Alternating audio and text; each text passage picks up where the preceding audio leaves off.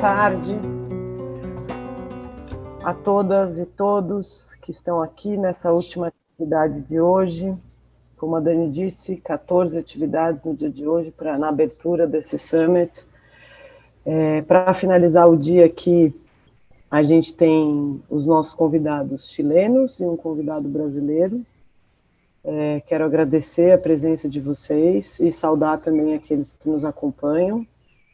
Eu sou a Carlota, pesquisadora, empreendedora, ativista, entre outras coisas. Estou aqui para facilitar essa conversa, essa mediação. Estou muito feliz porque a gente vai tratar de um tema que me parece bastante importante, que é coalizões para a geração de valor. Agora eu passo a palavra ao Inácio, meu colega do Chile, que também vai se apresentar e conduzir parte dessa conversa comigo.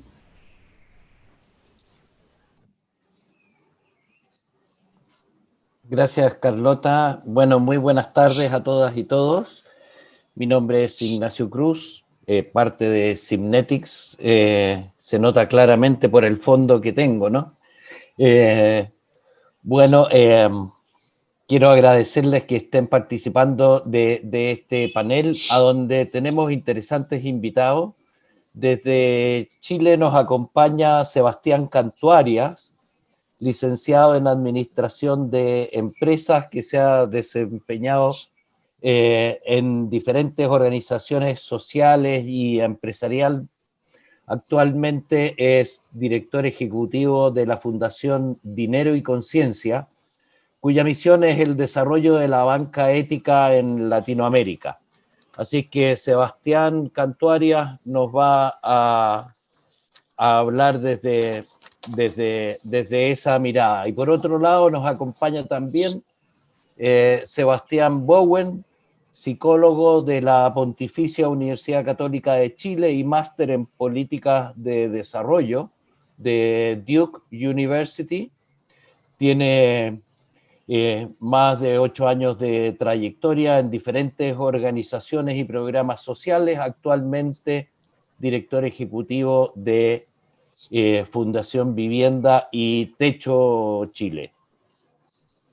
Entonces, para partir en esta ronda, le voy a pedir a Sebastián Cantuarias que nos dé su impresión desde lo que es la banca ética y tu experiencia respecto de lo que es el financiamiento de iniciativas que aportan valor social y ambiental, además de valor económico.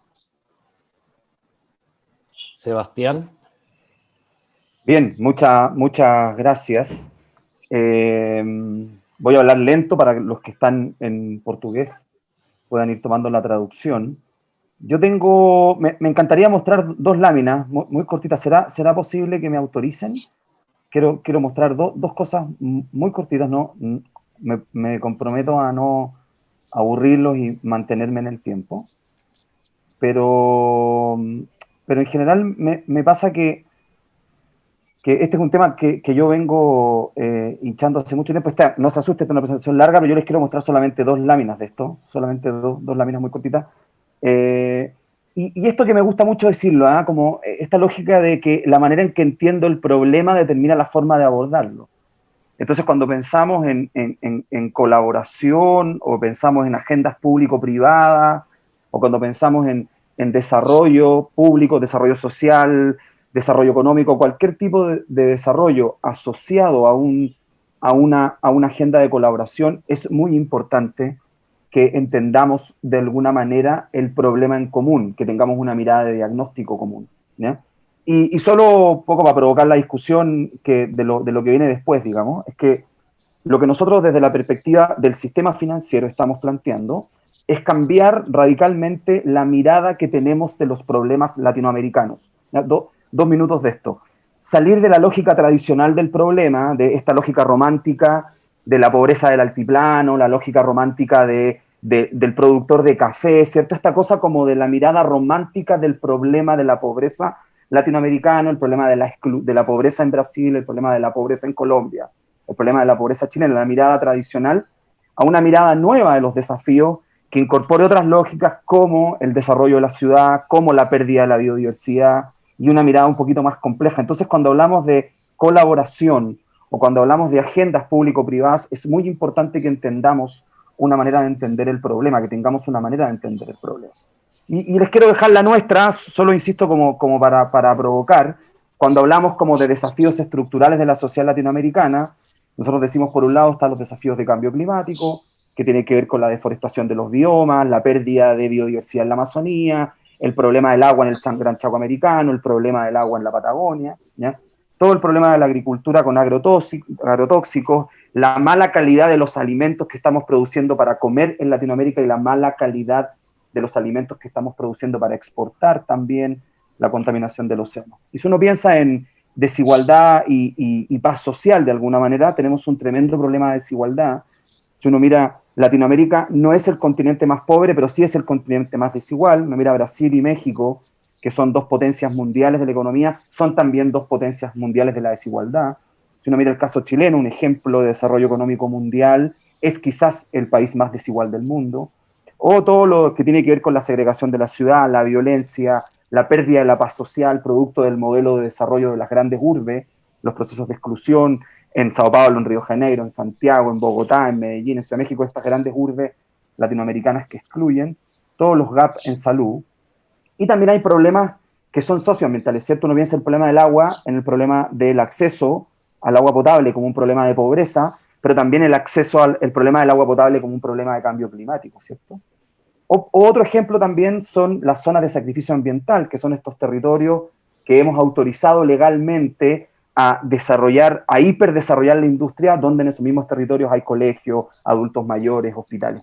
Entonces, si uno mira el problema de desarrollo de Latinoamérica, nos damos cuenta que es muy importante cambiar esta lógica de la mirada romántica del productor de café y de la mirada romántica de la pobreza indígena latinoamericana y empezar a mirar Latinoamérica desde sus desafíos estructurales, que nosotros como proyecto de banco los entendemos desde esta lógica, y lo que planteamos es que si uno mira Latinoamérica, y desigualdad y cambio climático son dos caras de la misma moneda. Entonces yo les quería mostrar esto, un poco para el primer punto que les quería dejar, que es esta idea de que la manera en que entiendo el problema determina la forma de abordarlo, por lo tanto el diagnóstico común que tengamos, la visión común que tengamos de un desafío para armar una agenda público-privada es un elemento muy importante de la perspectiva de cómo vemos la realidad. Primer punto.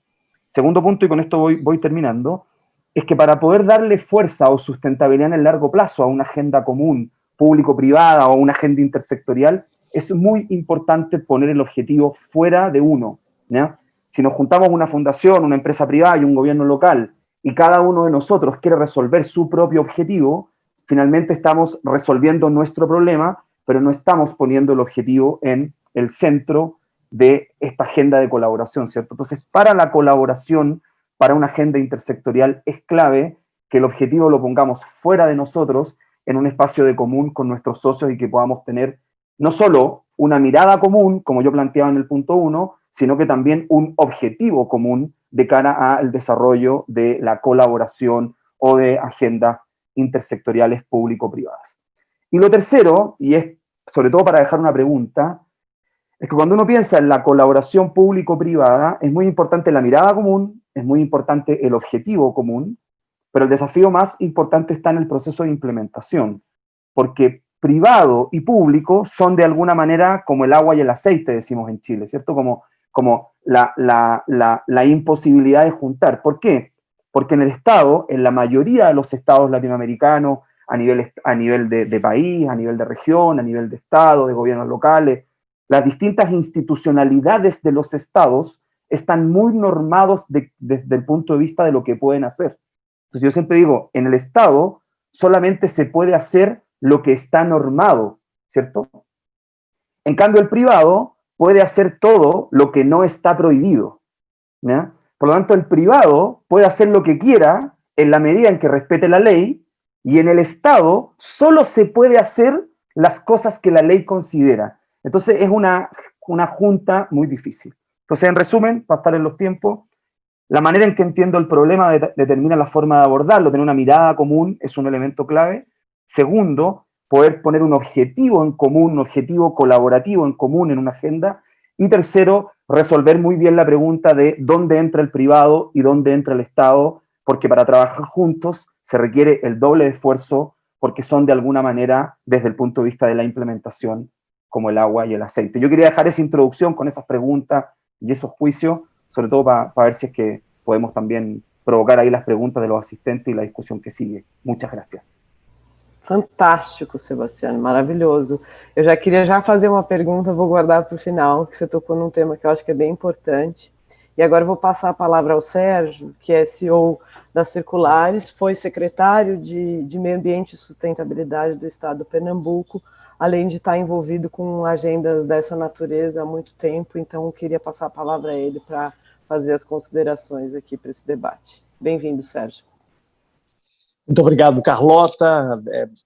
Boa tarde, boa noite, Inácio, Sebastião Canto Arias, Sebastião Bauer, todos que estão nos assistindo aqui, interagindo. Falar de coalizão nesse momento é realmente falar de uma questão chave, não só para os nossos países, mas para o mundo, né?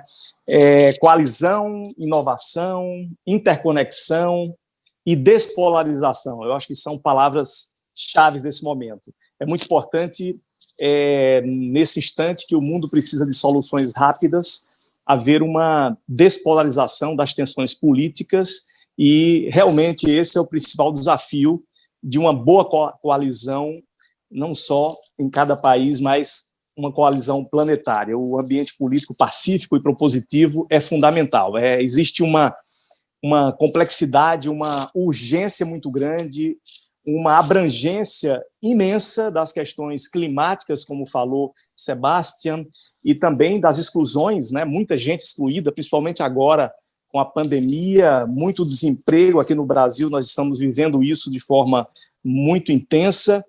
Portanto, resolver questões complexas como mudanças climáticas, exclusões, esses problemas todos que o Sebastião falou, exige realmente muita coalizão, mas há coalizões que não são apenas no ambiente político, né? A gente precisa de ações em diversas dimensões, ou seja, para buscar soluções sustentáveis, a gente precisa ter políticas públicas interconectadas, interligadas, conhecimentos também integrados, ação empreendedora, precisa capacidade de fazer acontecer, e muitas inovações que hoje estão dispersas e precisam também se ligar, principalmente em relação à política pública.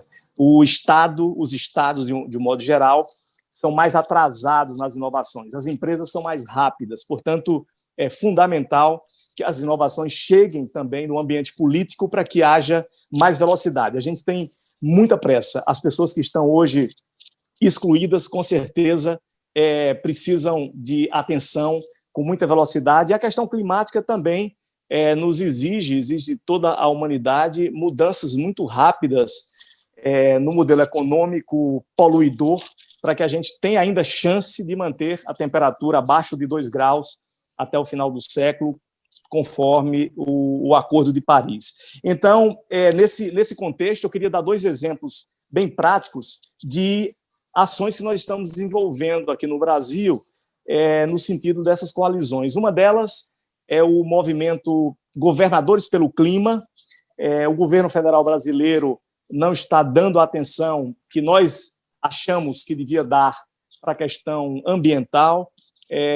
O próprio presidente Bolsonaro chegou a anunciar que o Brasil sairia do Acordo de Paris, e isso nos levou a uma preocupação muito grande, e buscamos, já há mais de 2 anos, a gente vem trabalhando nesse processo de integrar os governos estaduais, os governos subnacionais, num movimento que possa mostrar que o Brasil quer ficar no Acordo de Paris, que o Brasil tem esse compromisso. E na semana passada, na quinta-feira, dia 29, nós reunimos 12 governadores brasileiros, participou o ex-governador Jerry Brown, da Califórnia, que lançou nos Estados Unidos, juntamente com outros governadores, um movimento também similar, um movimento que está nos inspirando aqui no Brasil, exatamente governos subnacionais buscando uma postura proativa no sentido de fortalecer o Acordo de Paris, participou também o embaixador da União Europeia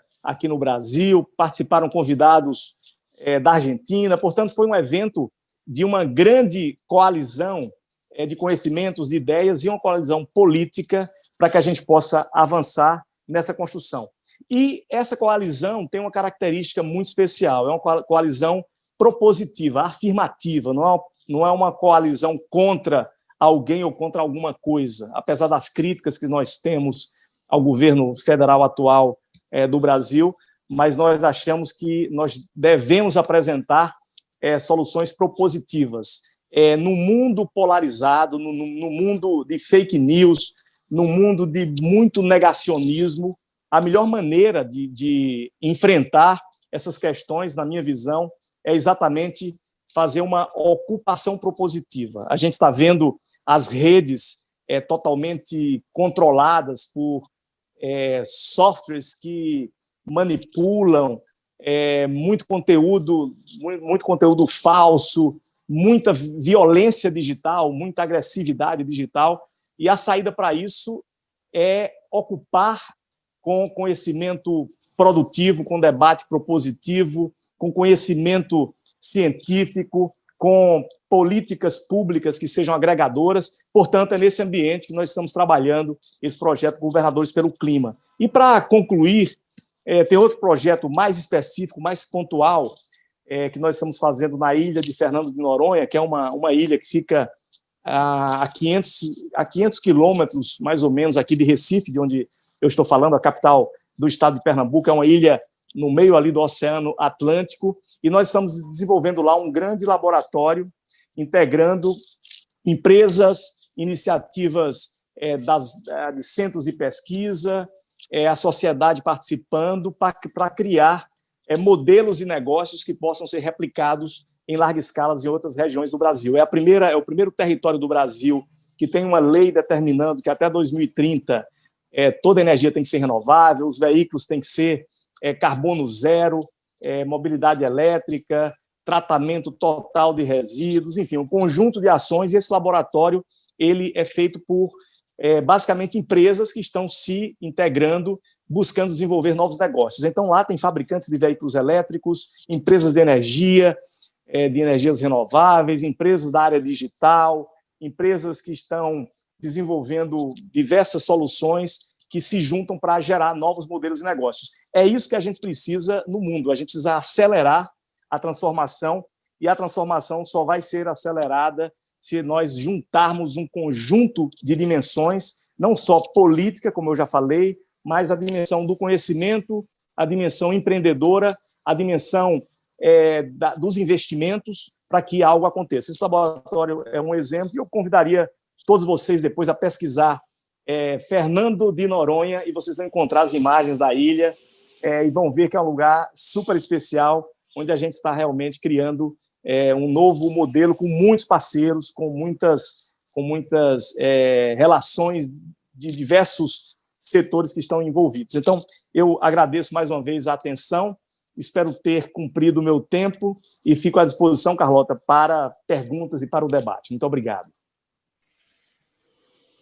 Perfecto, muchas gracias, Sergio. En realidad, con ese espíritu positivo enfrentamos este diálogo también, ¿no es cierto?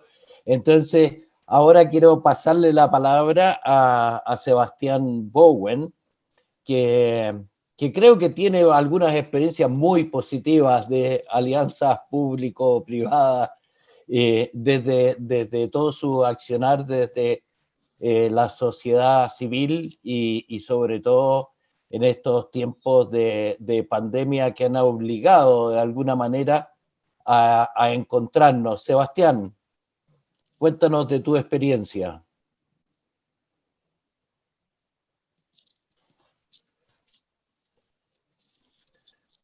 Se nos cayó Sebastián, ahí viene.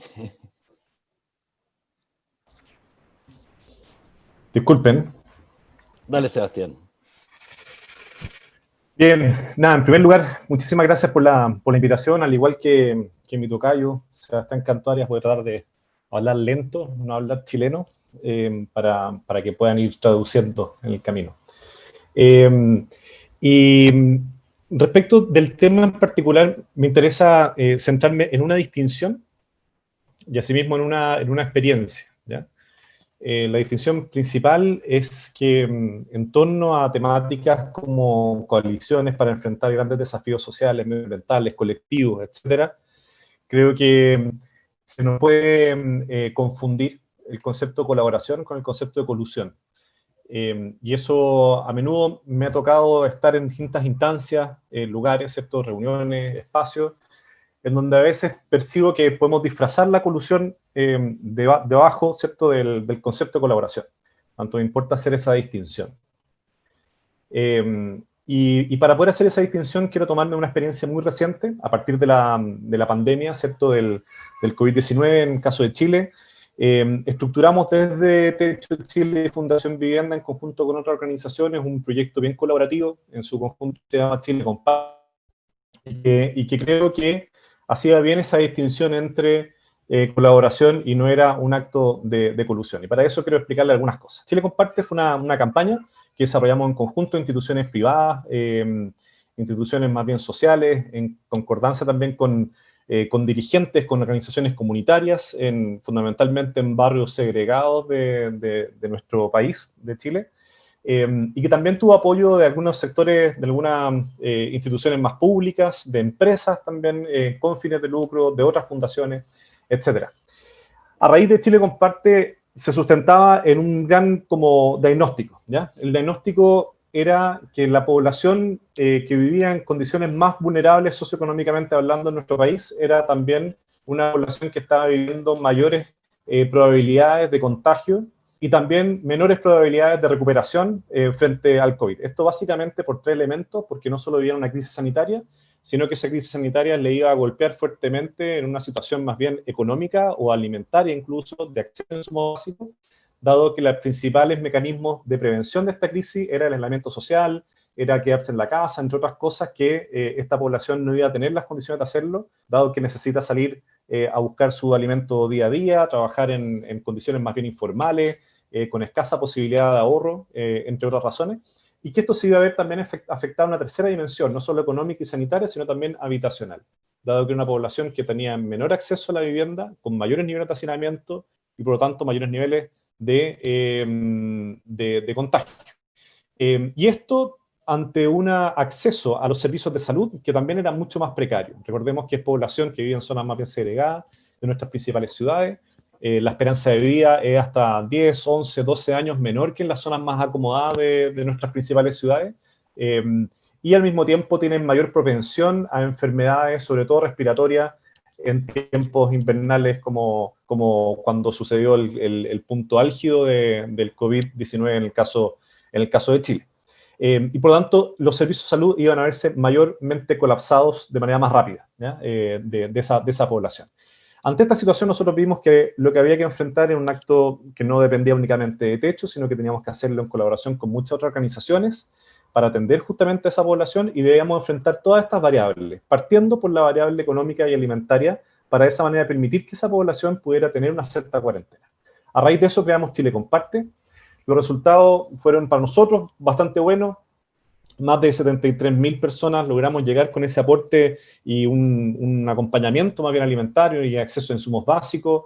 Logramos atender a 38.000 pacientes a través de servicios territoriales de salud para que no fueran a colapsar los servicios más centrales de consumo y de servicios de salud primaria. Al mismo tiempo montamos una campaña de viviendas de emergencia que se llama Chile Comparte Vivienda, y también a la fecha hemos apoyado más de 160 cocinas comunitarias, ollas comunes, comedores sociales territoriales, comunitarios, que permiten justamente que las propias organizaciones de base pueda también solventar los principales problemas que han tenido. Frente a esto, hay tres elementos que a mi juicio hacen esa distinción, ¿ya? Entre por qué esto es un acto colaborativo y no es de alguna manera como un acto de colusión, entendiendo que la diferencia entre uno y otro, la diferencia principal es que la colaboración permite que todos ganemos, ¿ya? La colusión, en cambio, permite que algunos ganen y otros pierdan. Entonces, ¿pero de qué manera nos podemos asegurar de que sea lo primero y no lo segundo? Ante esto, lo primero era compartir este diagnóstico, me parece bastante clave. Ese diagnóstico no surge de la nada, surge justamente de un contacto más bien territorial que se tiene previamente, por lo tanto, un conocimiento más profundo de la problemática que se está viviendo. Nos habría gustado tener mucha mayor capacidad de incidencia y más práctica frente a instituciones públicas que creemos que en el fondo no fue, digamos, escuchado o no lo gritamos con la suficiente fuerza este diagnóstico que estábamos percibiendo de los propios territorios. Y ante eso, lo primero es el objetivo. Creo que en conjunto había un objetivo bastante claro de todas las organizaciones que se sumaron, que era tratar de apoyar en alguna de estas dimensiones, sanitaria, habitacional o económica, alimentaria o de insumos básicos, a la población que se encontraba más segregada, a la población directamente, de manera lo más directo posible. Al compartir ese objetivo nos permitía a nosotros movernos con un cierto norte bastante claro entre todos los actores, por lo tanto te permitía que no existieran agendas ocultas en este caso de colaboración.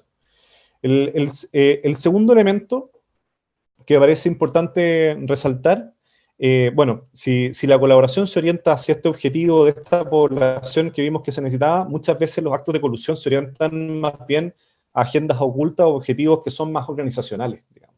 Que son, no sé si organización es la palabra, pero que son intereses más de corto plazo de sobrevivencia de la organización, más que un propósito de impacto concreto. Una segunda dimensión que me parece importante es que estos casos de colaboración deben permitir mucho más la innovación y por lo tanto la adaptabilidad del proyecto, más que la cooptación. De esto quiero ser claro, muchas veces cuando uno busca generar un proyecto colaborativo sucede que nadie más puede hacer algo distinto de lo que no está escrito en ese proyecto, lo cual genera justamente se coarta, se disminuye, se coopta de alguna manera los actos que pueden ser justamente de mayor innovación. Y algo que tuvo Chile Comparte fue que fue cambiando de alguna manera su modelo, sus iniciativas a lo largo del camino, porque nos fuimos dando cuenta de mejores prácticas. Alguna organización que se encontraba al interior de Chile Comparte descubría una mejor práctica, la podía implementar y esa práctica podía ser absorbida por el resto de las organizaciones. Pero eso implicaba que las organizaciones fueran libres de poder innovar y las otras organizaciones también fueran libres de poder imitar y que esa práctica fuera también tomada por el resto de las organizaciones. En ese sentido, no había como una intención de tener márgenes demasiado estrictos, ni en el fondo reglas demasiado duras y rígidas para que las organizaciones buscaran ese objetivo. En las formas de buscarlo habían múltiples formas, el objetivo era el punto más importante.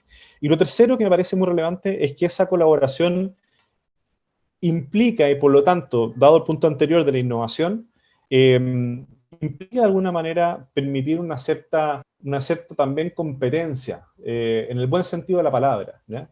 Cada uno estaba tratando de cumplir de la mejor manera el propósito que nos habíamos implementado. Y en ese sentido se les daba cierta libertad a las distintas organizaciones para poder trabajar también con sus respectivos aliados, de tal manera que no existiera en esto un fenómeno más bien como de que cada organización tuviera que costear de manera muy alta el ser parte del proyecto en conjunto de Chile Comparte. Gracias justamente a Chile Comparte hoy día seguimos trabajando en conjunto con todas las organizaciones que fueron parte. Hemos llegado, de hecho, a más de 200 comunas, a más de 650 comunidades con estos proyectos en concreto. En gran parte ha sido por una columna vertebral que hemos hecho junto a otras dos fundaciones o organizaciones sin fines de lucro de Chile, que en este caso el Hogar de Cristo y Fondo Esperanza.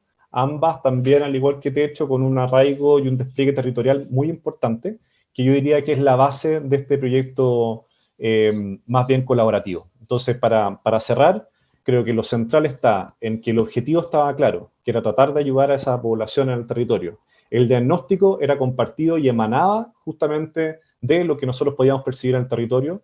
Se daba esta posibilidad de innovar y de acoger por parte del proyecto en su conjunto las innovaciones que cada organización fuera elaborando y de esa manera no fuera un proyecto que buscara más bien como esta cooptación, este resguardo de las organizaciones, esta búsqueda más bien de la sobrevivencia organizacional que pasa mucho en estos tiempos y que primara en ese sentido un propósito por sobre los intereses particulares de cada una de las organizaciones y de esa manera que nos permitiera incidir y llegar a un impacto mucho mayor del que podíamos llegar cada uno por su parte trabajando. Eso.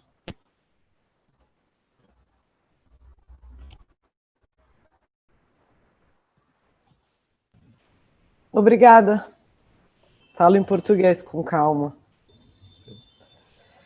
Tem um elemento muito interessante que você traz, e o Sebastião de alguma forma também tocou, que é um tema que me intriga bastante, que é justamente, o Sérgio também traz, né? Quer dizer, o governo tem uma dificuldade de absorver inovação, tem um excesso de burocracia, vai no limite da legalidade o tempo inteiro, né? Como é que numa agenda assim, muito permeada por uma necessidade, a coalizão já não é mais, a ideia de coalizões já não são mais, elas podem pautar inovação, mas elas são uma necessidade, acho que uma fórmula bastante interessante e próspera para pensar os problemas complexos. Como é que vocês veem isso, essa capacidade de diálogo ou de influenciar também governo, trazer governo para a discussão, sendo governos tão excessivamente burocráticos e uma lógica muito orientada pela restrição legal, que inibe também a inovação. Um pouco essa contradição que eu queria ouvir de vocês, como é que vocês veem isso avançando? Deu para entender a pergunta? Para os... É uma inquietação pessoal que perpassou, de alguma maneira, a fala de todos vocês e que eu gostaria muito de ouvi-los nesse sentido.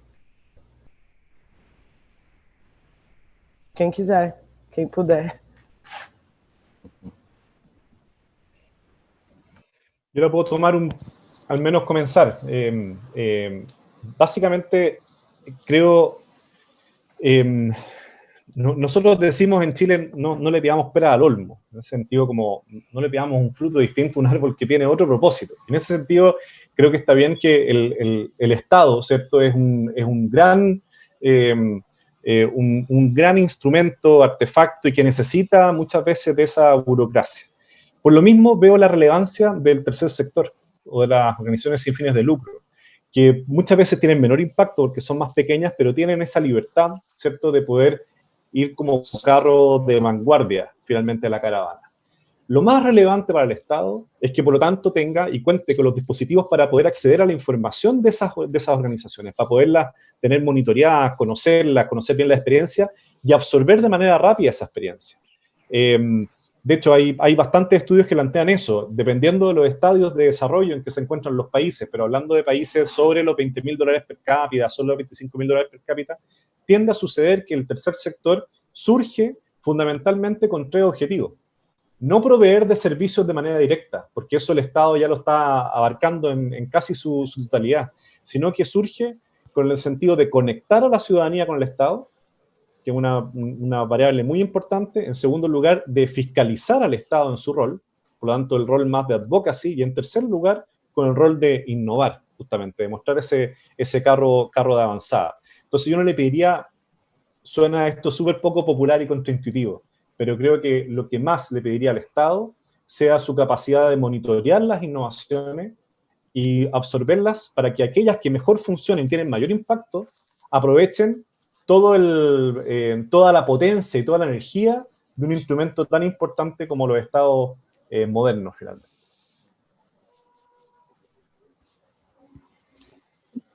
Carlota, respondendo...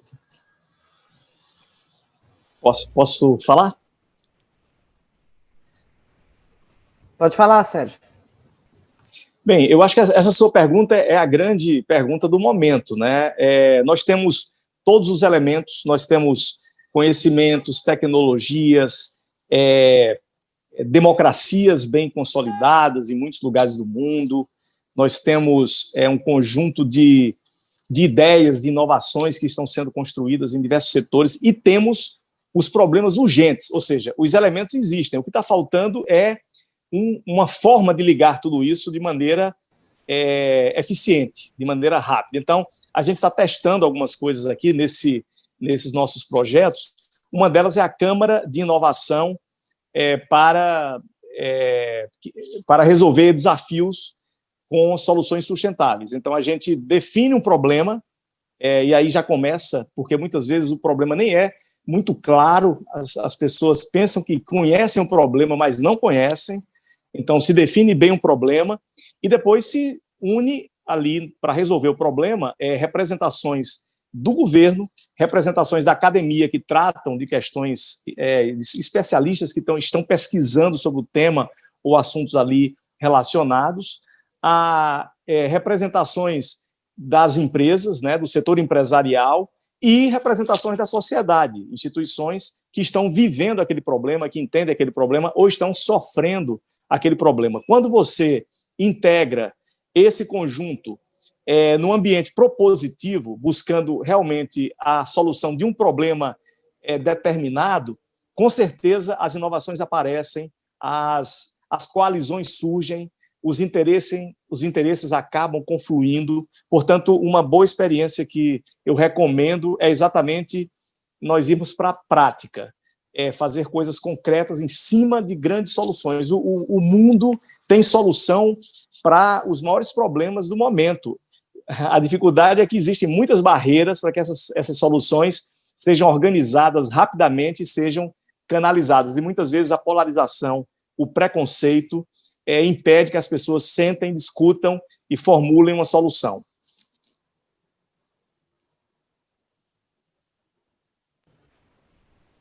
A mí me gustaría agregar cosas muy pequeñas, pero me cuesta mucho contestar la pregunta sin, o sea, lejos del contexto político que está viviendo hoy día Chile y Latinoamérica, porque el contexto político de Latinoamérica está muy movido. Y yo pensaría en que hay cuatro cosas que me gustaría compartir. Hay un movimiento de pobladores chileno muy exitoso en el tema de vivienda, muy exitoso, quizás para mí uno de los ejemplos más importantes de autogestión de vivienda en Chile, que una vez me dijeron algo que me gustó mucho, que me decían, nosotros como pobladores queremos trabajar con el Estado, porque el Estado es un parcero nuestro, ¿cierto? Nosotros queremos trabajar desde el Estado, porque como pobladores disputamos el poder político del Estado también, y queremos trabajar en contra del Estado, porque el Estado también es el organismo que nos oprime. Entonces, desde una lógica de un movimiento de pobladores, la relación con el Estado es una relación en permanente crisis y en permanente disputa, de poder, de opresión y de decisión, ¿ya? Si uno lo mira desde la lógica de la sociedad civil, gran parte de mi experiencia profesional es de la sociedad civil latinoamericana tiene una tremenda responsabilidad en la crisis democrática latinoamericana, y es porque cometió un gran error, y estamos en un momento histórico de remendar, no sé si en el portugués, de rediseñar, de reconducir el error. Tem uma inflexão, né? Una inflexión. Y es que la sociedad civil latinoamericana ha cometido el error de reemplazar en la conversación con el Estado al movimiento de pobladores. Y nos hemos transformado como en un puente sesgado entre los territorios y los estados, ¿ya? Y en ese sentido hemos jugado un rol que a mi juicio no ha sido del todo positivo para la democracia.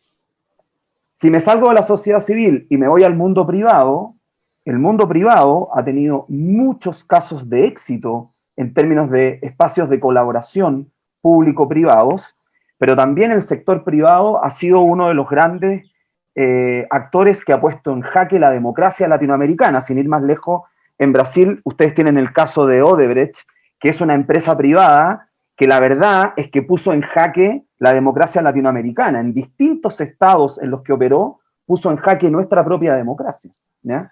Gran parte del fenómeno de cambio de constitución en Chile está dado por los comportamientos en las colusiones que dieron las empresas privadas. Entonces, tanto el movimiento de pobladores como las ONGs, como el sector privado, tienen una tremenda responsabilidad en cómo desarrollamos el Estado, ¿cierto? Pero ahí, la única posible real cambio positivo es que nosotros como ciudadanos actuemos en favor del Estado, en términos del pago de nuestros tributos, en términos de participar de las elecciones, en términos de participar de nuestras juntas de vecinos. Por lo tanto, para mí, tenemos una crisis de democracia en Latinoamérica que no está dada por una crisis de dictadura, que es una crisis como del pasado en Latinoamérica, ¿cierto? pero del presente hacia el futuro tenemos una crisis de representación de la democracia que solo puede ser resuelto por los consumidores de la democracia, que somos los votantes. Por lo tanto, cuando hablamos del Estado, finalmente la pregunta tiene que volver a nosotros mismos, a nuestro actuar individualmente. Así como buscamos ser conscientes en nuestro actuar en la economía, mediante el consumo responsable, o el reciclaje, o el respeto de las personas, también tenemos que, como individuos, aprender a actuar responsablemente en la democracia respecto de nuestras contribuciones, de nuestra participación y de nuestro actuar en la política. Yo creo que hay una oportunidad muy grande en Latinoamérica de reordenar cada uno de los roles respecto de potenciar el Estado. No me refiero al tamaño, ¿cierto? Me refiero a la legitimidad de la democracia. Y en eso, la primera pregunta es hacia nosotros. ¿Cómo nosotros somos consumidores responsables de la democracia y actuamos en consecuencia para construir una Latinoamérica con una mejor democracia? Gracias, Sebastián. A mí me queda dando vuelta a raíz de las respuestas de ustedes también.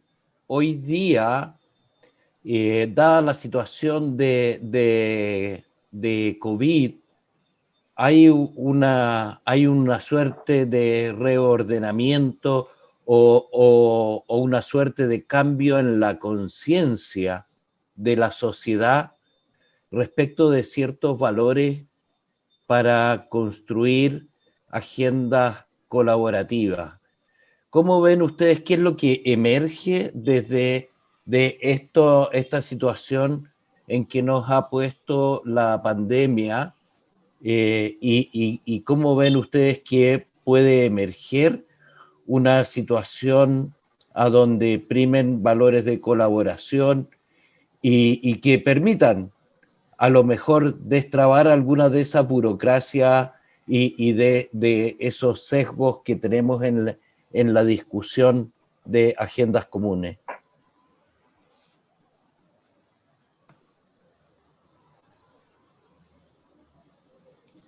Voy yo de nuevo.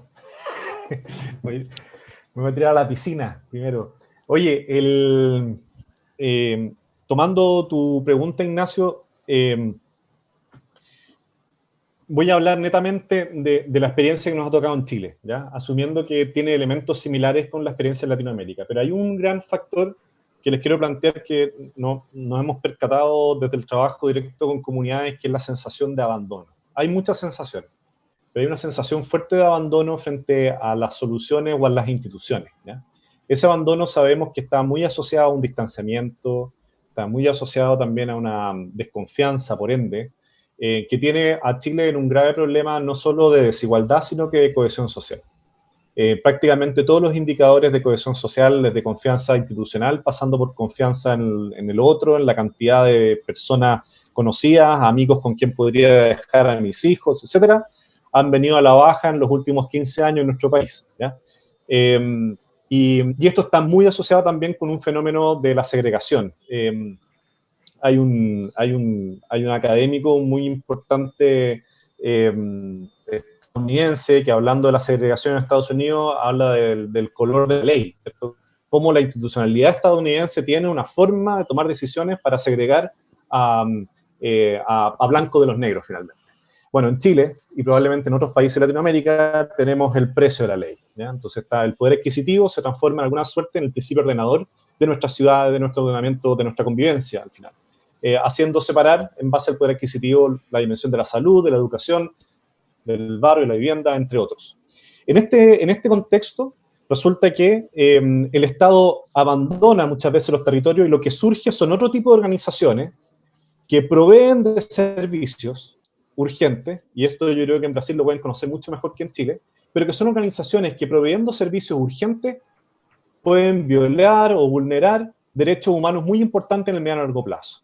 Nos referimos justamente a organizaciones de prestamistas informales, organizaciones de arriendo abusivo, organizaciones de narcotráfico, de pandillas, otras formas de administrar el poder en el territorio ante la ausencia del Estado. Y esto es súper importante entender, que el Estado no corre solo en la provisión de servicios sociales, tampoco en el ordenamiento del país, digamos. Cuando el Estado se retira, hay otros que ocupan ese lugar. Y la forma en que lo pueden ocupar puede ser vulnerando aún más derechos que lo que podría vulnerar, por ejemplo, una institución que funciona mal. Sin embargo, y ante esto yo miraba la situación con bastante estupor, ¿ya? Lo que decía Chuta, lo que está sucediendo en Chile frente al problema de cohesión social y este abandono del Estado de los barrios más segregados. Pero la pandemia trajo otra nota, trajo otro contenido, además de toda lo difícil que ha sido y toda la problemática asociada a la crisis humanitaria, sanitaria, etcétera, llevó a tal nivel el desempleo, por lo tanto la existencia de población, de organización en las comunidades, en los territorios, y a tal nivel también la escasa provisión de servicios, porque en el fondo, dadas las cuarentenas, no era tan posible salir a conseguirlo, que surgió un nivel de organización comunitaria que yo hace mucho tiempo no veía en Chile. Apareciendo nuevos liderazgos, nuevas formas de organización, y que lograron a través de, por ejemplo, ollas comunes, a través, en el fondo, de distintos tipos de organizaciones, sustentar de alguna manera, con una épica distinta, enfrentar la problemática que se está viviendo en la pandemia, pero a nivel del territorio. Por lo tanto, este abandono tiene una doble cara. Tiene una cara cruel del abandono, pero al mismo tiempo ha permitido que la organización comunitaria haya surgido de una manera casi como reemplazo del Estado, ¿ya? Y ahí yo veo que hay una nota de esperanza que tenemos que tocar en este proceso constitucional que estamos nosotros viviendo en Chile y en general en Latinoamérica. Que la reforma de las instituciones para que vuelvan a estar presentes, la reforma de las instituciones para que vuelvan a gozar de una credibilidad, para que vuelvan a tener legitimidad, para que vuelvan a resolver de manera mucho más urgente las problemáticas que está viviendo la ciudadanía en el día a día, debe partir por una adaptabilidad, por un acoplamiento con las formas que las organizaciones están teniendo para resolver las problemáticas de la pandemia.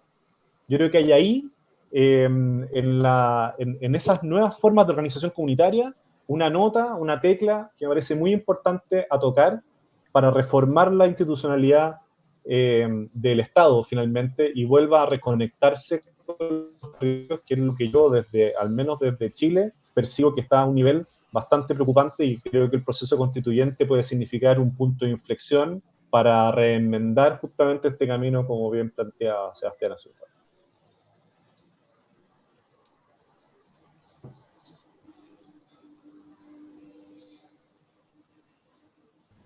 Sérgio, Sebastián, gostariam de comentar também?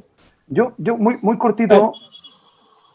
Sergio, ¿quieres seguir tú? Por favor. Por favor. No, por favor. No. Por favor. No, muy corto. Es que hay un desafío doble, porque de alguna manera tenemos este desafío como de la democracia y de los territorios y de la capacidad de gestión local, territorial, municipal, estadual, regional, whatever, ¿cierto? Como de distintas maneras.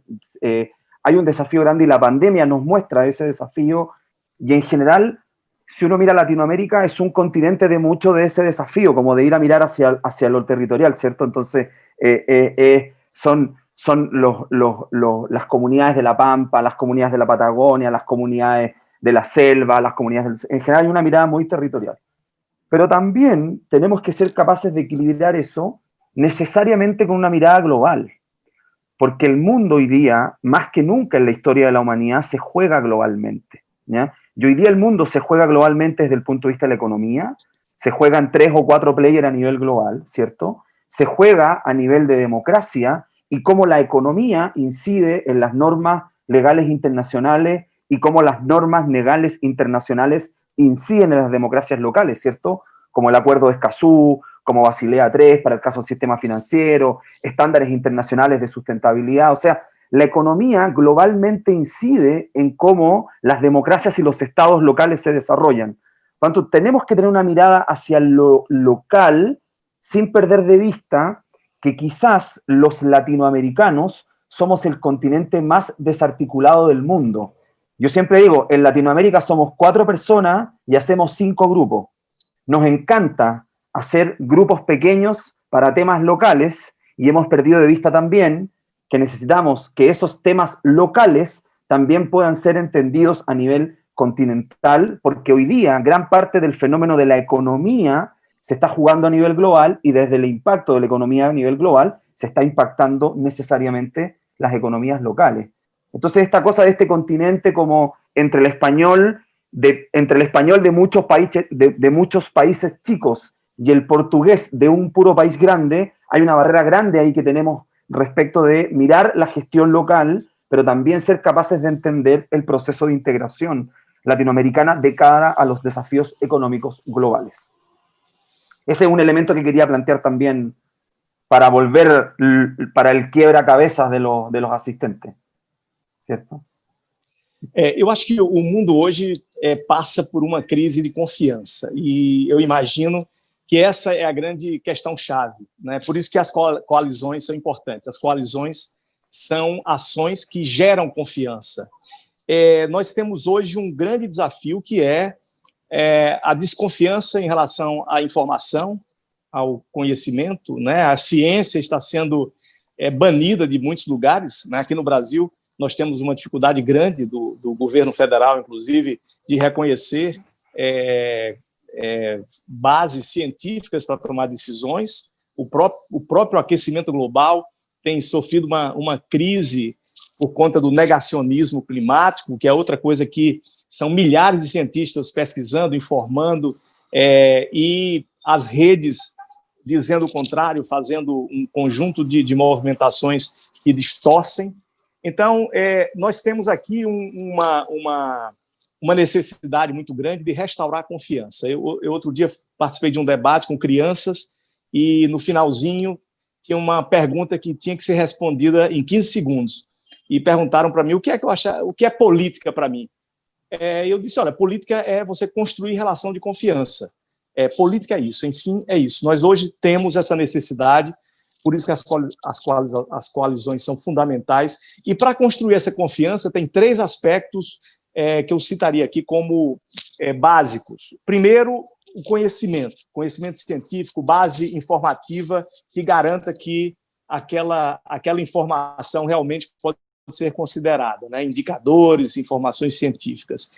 O outro é o ambiente democrático propositivo, um ambiente onde não se discuta simplesmente questões ideológicas, mas soluções práticas, né? As pessoas se unem em busca de uma solução prática. E o terceiro é a construção de empatias, é você realmente criar canais de diálogo com pessoas que pensam diferente de você, né? Buscar entender a percepção do outro. Eu não sou tão otimista com as mudanças da humanidade em alta velocidade. Eu acho que essas questões demoram. A pandemia é um exemplo disso. As pessoas estão ansiosas para voltar a fazer exatamente da forma que faziam antes. As cidades estão voltando a ter o trânsito infernal, estão voltando a ter o mesmo estresse de sempre. As pessoas continuam agressivas, continuam estressadas. Então, eu acho que é preciso construir confiança, formular um pensamento que gere uma percepção nova na sociedade. A gente só muda comportamento quando abre novas percepções. Eu não senti, eu não tenho indicadores para afirmar isso com segurança, mas pelo feeling, nós percebemos que as pessoas ainda não fizeram a transformação que precisa ser feita para mudarem seus hábitos, seu comportamento, serem mais colaborativas e, principalmente, as forças que comandam os processos. Essas não mudaram a sensibilidade, continuam muito insensíveis em relação à desigualdade, em relação à concentração de renda, em relação a um conjunto de desafios. Essas pessoas não abriram seus cofres e buscaram distribuir renda, por exemplo, nessa pandemia. O Brasil está sofrendo, o mundo está sofrendo, e a concentração de renda certamente aumentou nesse processo, porque muita gente perdeu emprego, muita gente ficou sem nenhum tipo de ajuda, e muitos ganharam, né? Os de sempre ganharam muito dinheiro com uma série de ações nesse processo. Bem, Inácio, temos aí 6 minutos. Eu já queria, de novo, agradecer a presença de vocês. Dizer que fica claro que não tem resposta simples, tampouco para esses desafios, a beleza da pluralidade de várias vozes juntas aqui. Então, já convidar para a gente continuar esse assunto em outros fóruns, em outros momentos. Do que fica para mim é a clareza de que a redução das desigualdades e uma agenda de enfrentamento do clima parece fazer sentido se a gente fosse pensar numa abordagem regional conjugando os interesses do micro local ao macro, né? A gente falou pouco aqui da importância de Floresta em Pé e tantas outras questões que nos unem, mas passar a palavra para o Inácio para agradecer e dizer que eu gostaria muito de seguir trocando y conversando con vocês. Achei que pasó muy rápido. Sí, gracias, gracias Carlota. Gracias a los dos Sebastianes, Sergio. Ha sido realmente muy grato conversar con ustedes. Este es un tema que nos da para una tarde entera y probablemente un día entero, porque aquí hay mucho por hacer. Ya desde de la primera sesión de hoy día en la mañana, viene apareciendo durante todo el día estas cosas de cómo construir confianza, de cómo ver en la mañana, aparecía cómo vemos lo que no queremos ver, cómo eliminamos nuestros prejuicios para lograr esas relaciones de confianza y construir un mundo distinto. La verdad es que es el primer ejercicio que tenemos que hacer, ser capaces de salir de nosotros mismos y ver el mundo un poco más desde afuera y ver cómo somos todos una parte pequeña de un todo mucho más completo al que tenemos que servir y no tratar de que todos nos sirvan a nosotros. Ese cambio en la manera de vivir la vida tal vez es tan importante en este momento. Bueno, solo agradecer y nuevamente espero tengamos oportunidad de seguirnos juntando y encontrándonos para estas charlas tan entretenidas. Muchas gracias a todos. Muito obrigado, Inácio. Boa noite. Muito obrigado a Muito todos. Obrigado, gracias. Carlota. Obrigado a todos. Abraço. Que les vaya muy bien, gracias.